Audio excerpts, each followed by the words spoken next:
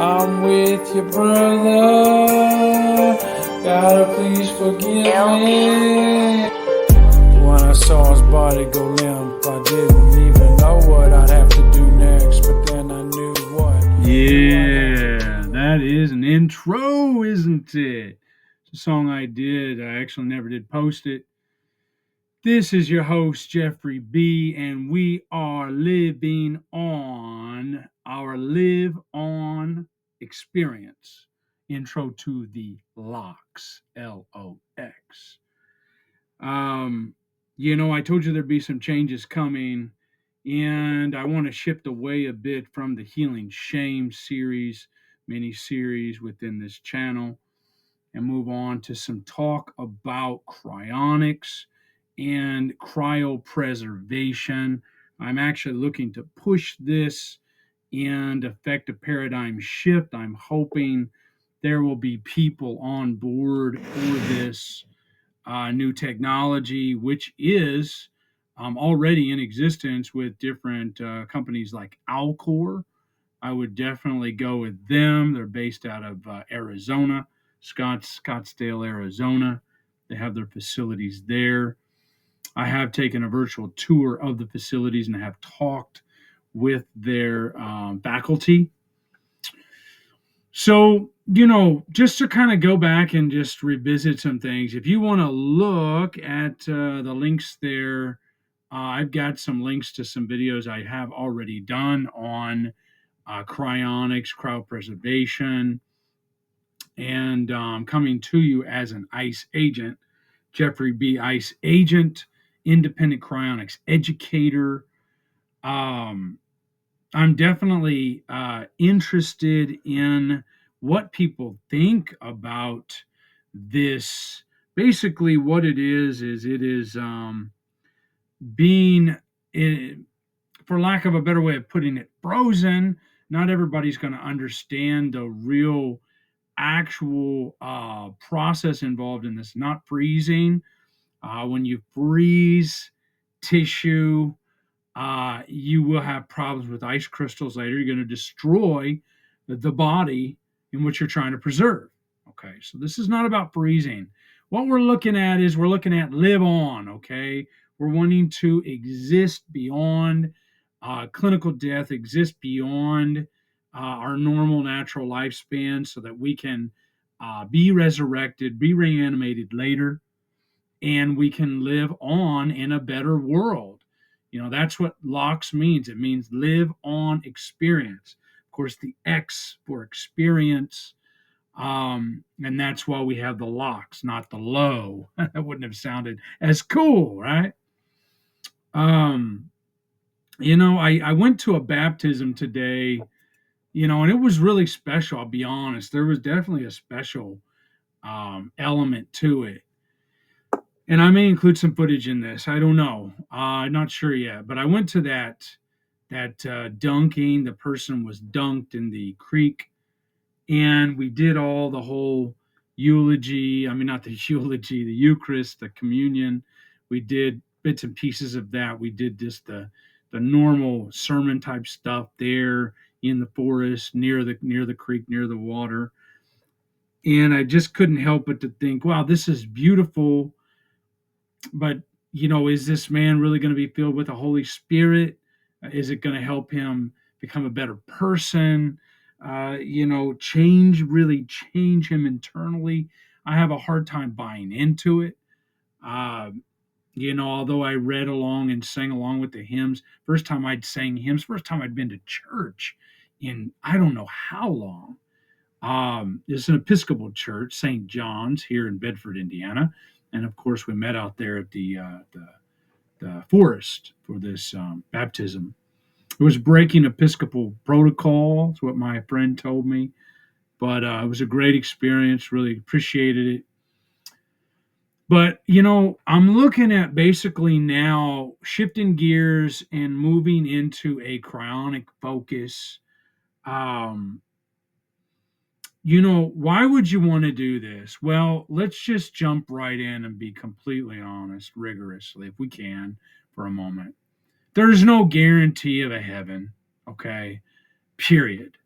The Bible even talks about not having a heaven out there in outer space somewhere in some unknown, undisclosed location, but heaven being right here on earth, being resurrected right here on earth. If you're looking at it from the Christian perspective, there you go.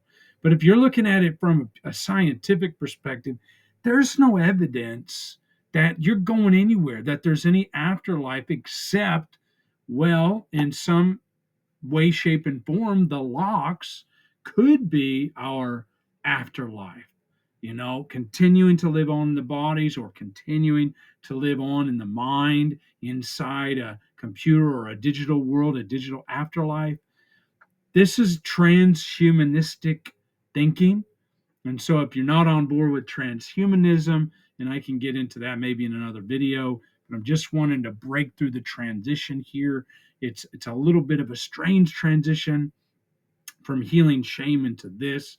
I know, but it's something that I feel very passionate about, and I want to encourage you to rethink traditional death, clinical death, what it means, wasting money on cremation and burial, but to take a chance and try to come back.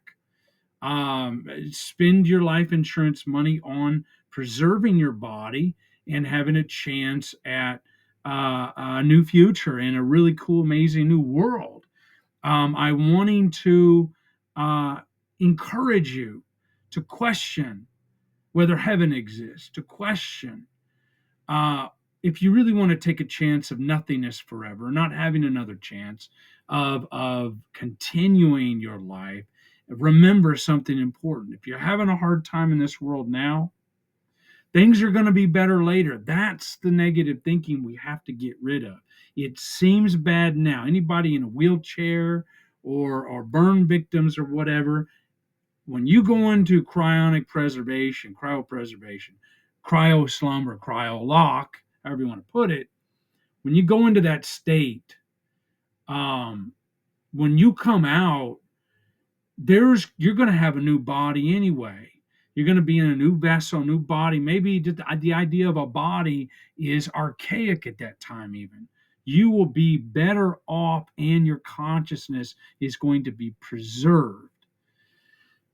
And that's the thing that I think a lot of us are scared of is like people who don't want or don't think there's an afterlife or are a little afraid of this is that it is scary to think about what's going on after we pass clinically, the clinical death, the cremation occurs, the burial, the decomposition, the brain decomposes and the memories are gone because the brain, being the computer it is and the storage unit it is degraded.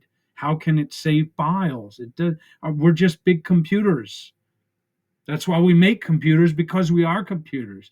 We know how to make what we are. We made what we are. We're computers. We made computers. The computer I'm using to record this video is because I've got a mind that's a computer that records my thoughts and all this stuff. That's how this stuff works. We make what we are. We are what we eat.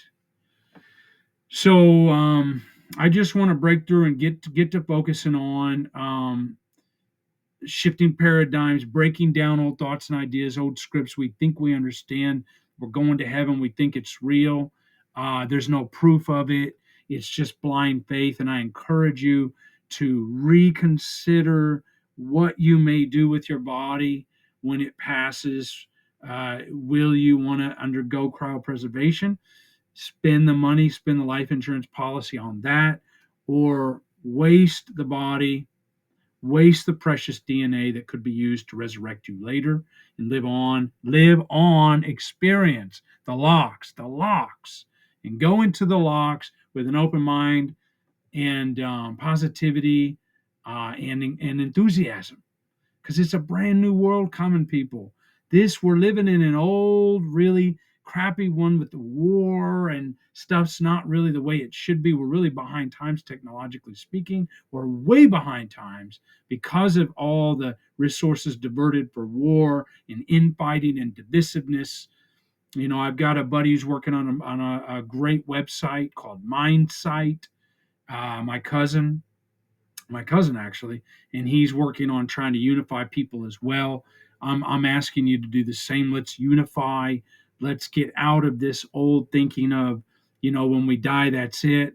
That's, we just go into the ground. There's no more. Yes, there is more. And it is called the LOX, our live on experience. It's coming. We're in it soon. And let's continue to push forward on redefining and shifting paradigms. I encourage you to question the system, question the dogma, and let's push forward together into the LOX. And I'll see you there in a bright future. Until then, all the best. I let you go, I turned the tides, I turned the tables, put it back on you. And now you're gonna try to say I didn't even do nothing? Fuck you too.